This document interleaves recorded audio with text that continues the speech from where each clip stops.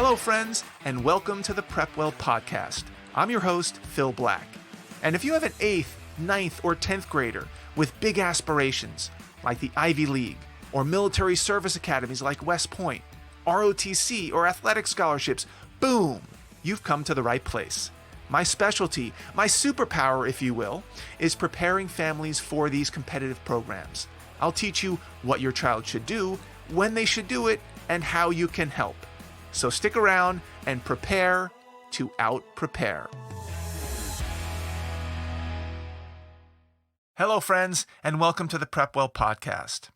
As most of us begin a new school year, I thought it would be a good idea to cover what I consider to be the top 7 habits that a high schooler should adopt to become a standout student, college applicant, and successful person and professional someday. Now, before we get started, I want to go over who this podcast is for, because I always try to give you a heads up in the beginning of the podcast as to who I am targeting.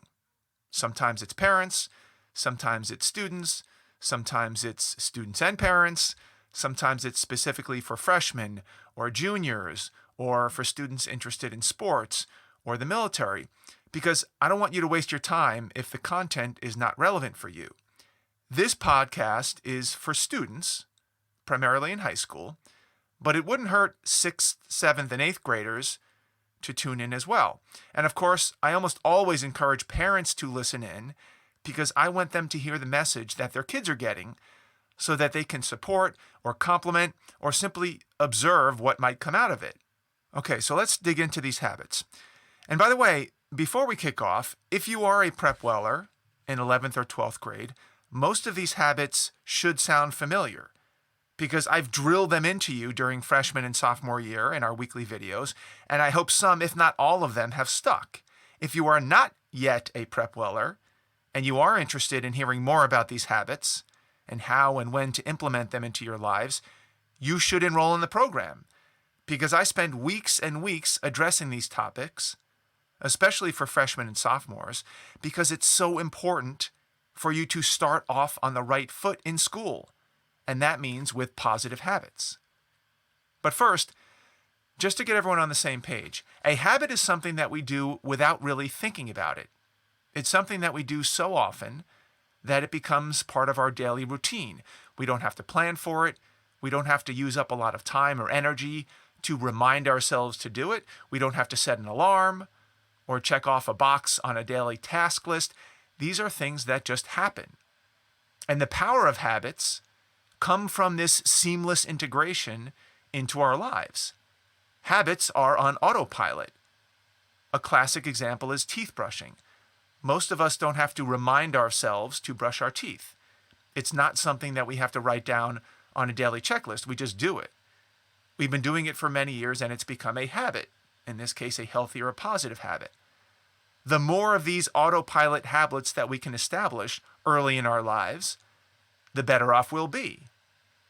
Now, I would be remiss if I didn't mention the downsides to habits, because there are, of course, bad habits, habits that we've grown accustomed to that are working against us, and they are just as powerful because we don't pay that much attention to them either. They're just running in the background of our lives, and we live with the consequences. And I should also note that the longer we allow these habits to persist, the more entrenched they get, for good or for bad.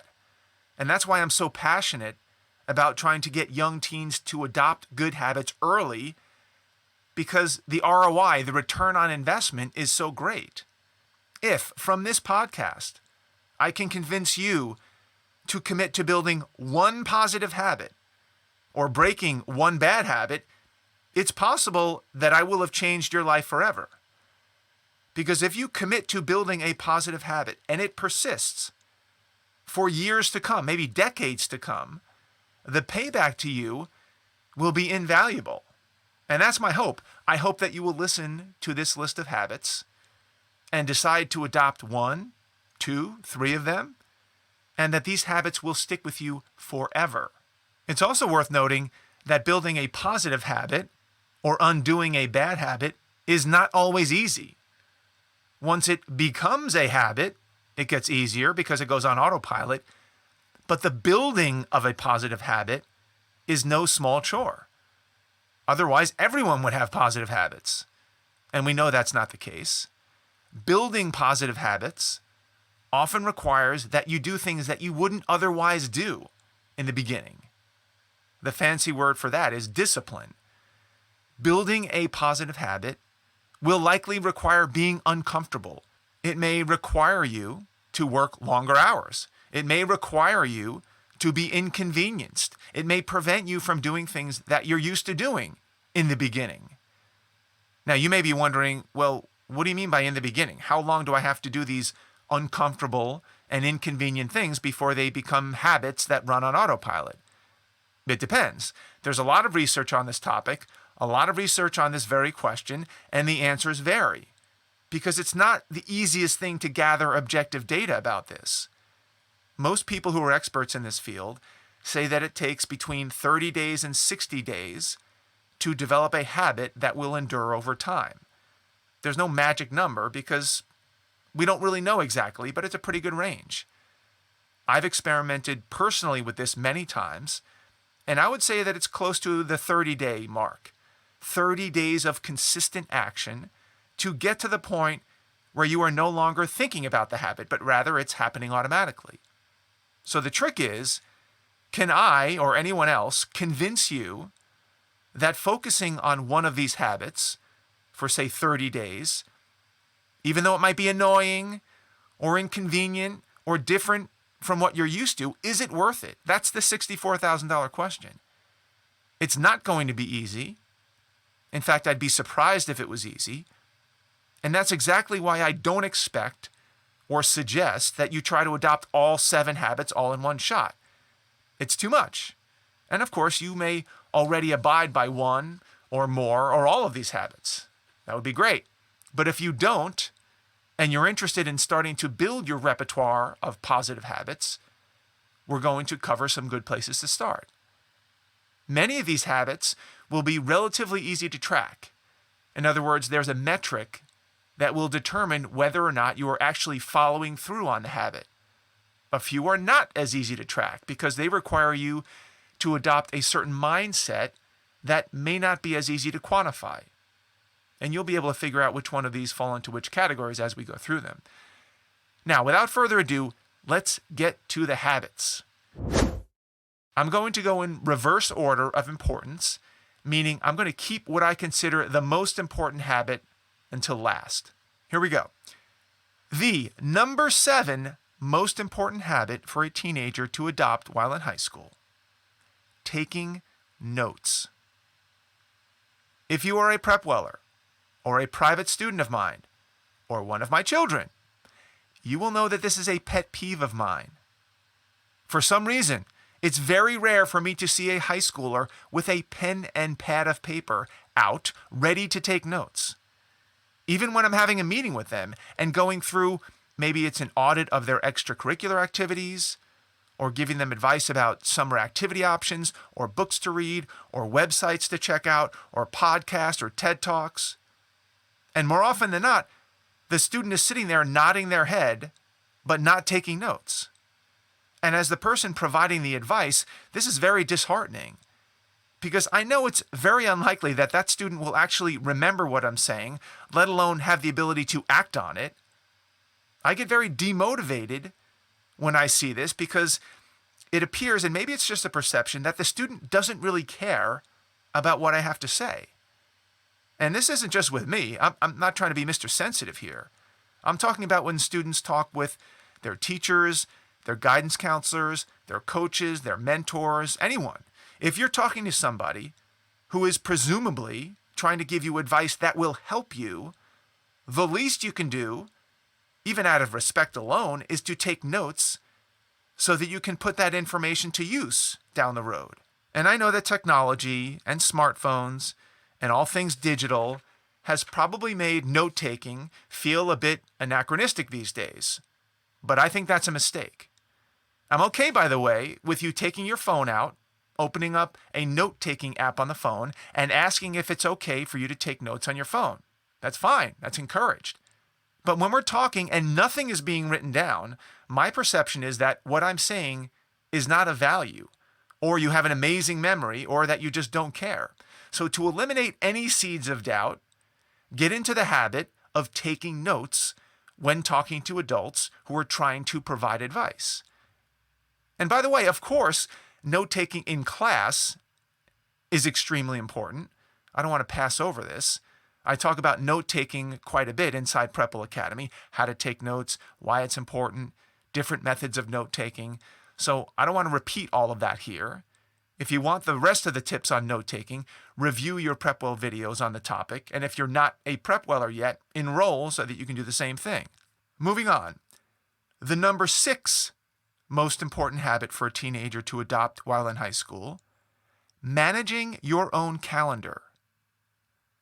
As you enter high school, you can no longer rely on your parents to prompt you or remind you about every activity, every test, every piano practice, soccer tournament.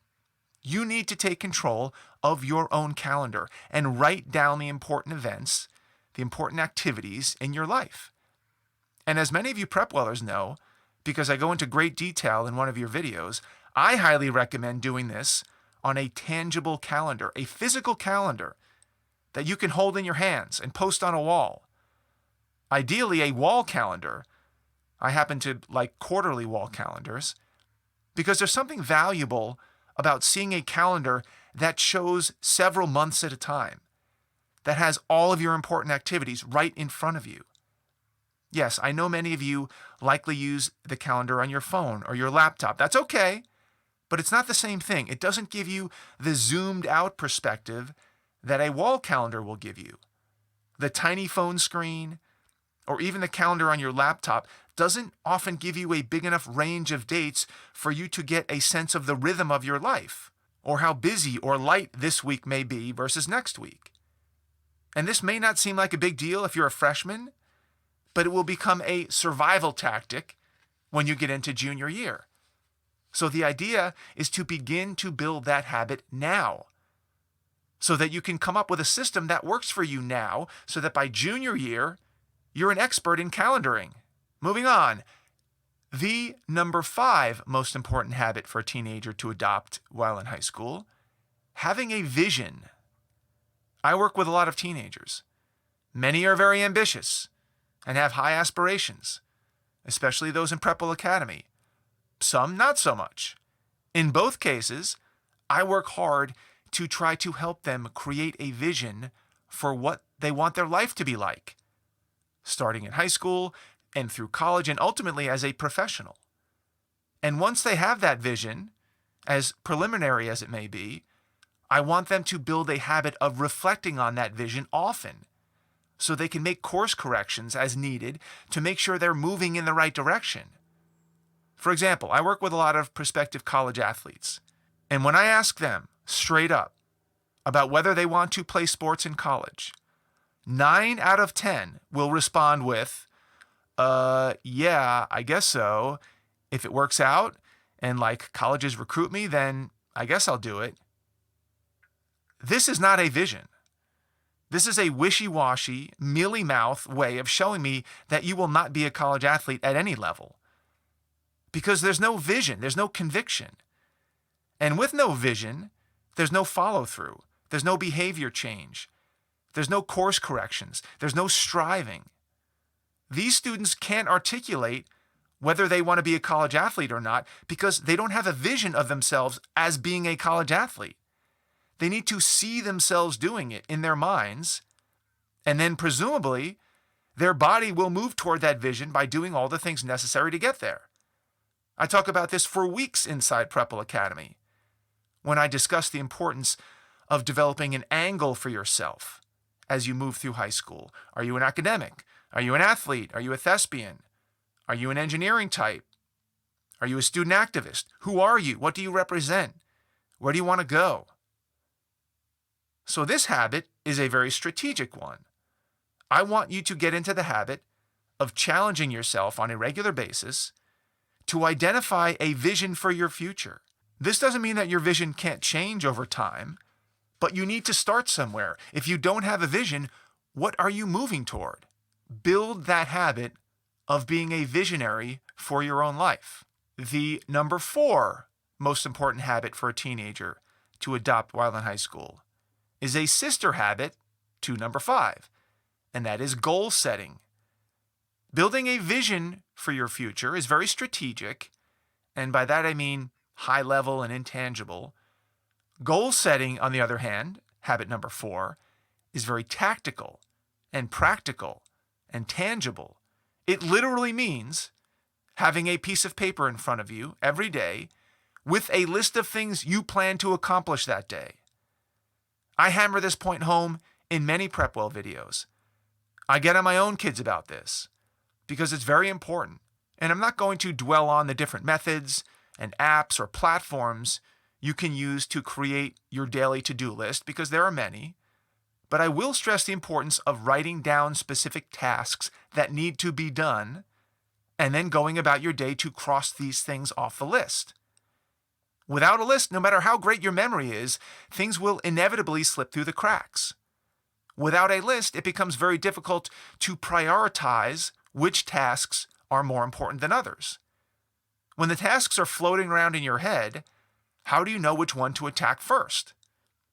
And I'm not going to get into the specifics, this idea of creating SMART goals. I'm sure you've heard of the concept of SMART goals: specific, measurable, attainable, relevant, time-bound goals. This is a great construct, and one that I highlight in detail in one of our PrepWell videos.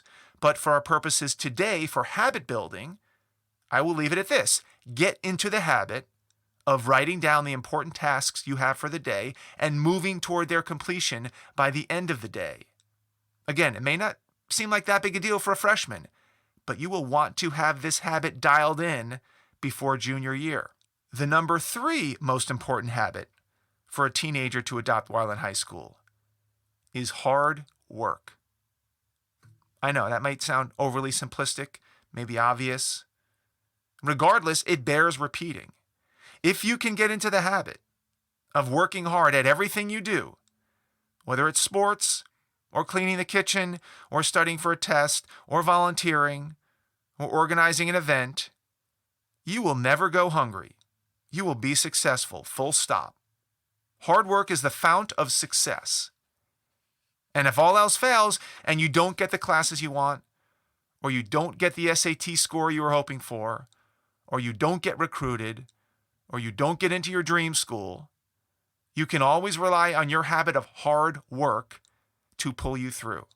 The number 2 most important habit for a teenager to adopt while in high school is to do the hard stuff first. Some people call this swallowing the frog. I address this topic in several PrepWell videos. The idea is that you get into the habit every day of attacking the very toughest task on your to-do list first. Right off the bat, get after it every single time. The opposite habit, known as procrastination, is when you leave the hardest thing on your to-do list until the very end. This is a terrible habit, and one that you will want to eliminate as soon as humanly possible. The sooner you attack the hardest problem, the sooner it will be done. The sooner you attack the hardest problem, the more energy you will have to attack that problem. The more time you will have to attack that problem. What does this mean in real life? It means that when you sit down to do your homework, you attack that physics problem set first, even though you didn't understand the lecture and you have no clue how to do it, and it looks very intimidating.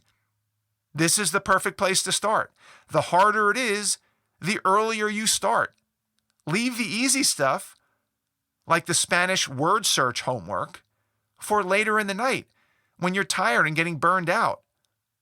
This habit will pay dividends throughout your entire life, not just in high school, not just in college. A habit of consistently solving the most vexing problems first will always pay off in the end. And last but not least, the number 1 most important task for a teenager to adopt while in high school is early preparation. I know this won't come as a shock to people who know me and follow me and are enrolled in PrepWell Academy, and for my private students and my kids and all of the online PrepWellers. For this is the premise of my entire business. and dare I say the foundation of any success I've had in my life. Getting into the habit of looking ahead, figuring out what needs to be done, and starting that process before everyone else.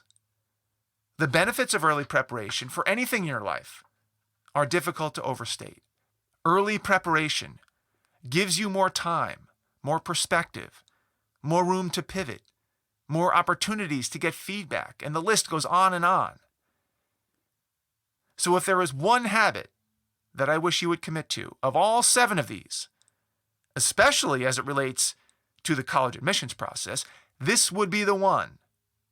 Prepare early and prepare well. That's all I've got for you today, folks. Thank you for tuning in. Thank you for the support. If you know a parent with an 8th grader, 9th grader, 10th grader, in high school, even 11th and 12th grader, please share this episode with them. You can do that by finding that small box with a tiny arrow pointing up. That's the share button. Click that button, text your friend the link to this episode, put a little note in there recommending that they listen.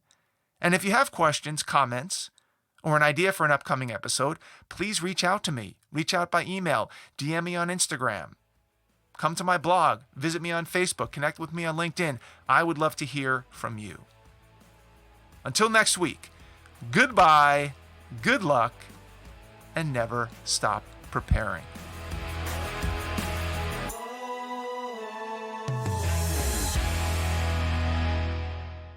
This podcast is brought to you by PrepWell Academy.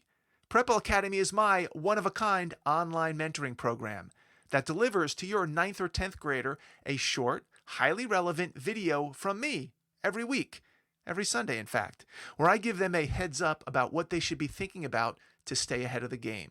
To get these valuable lessons into your child's hands, please head over to PrepWellAcademy.com and enroll your child today.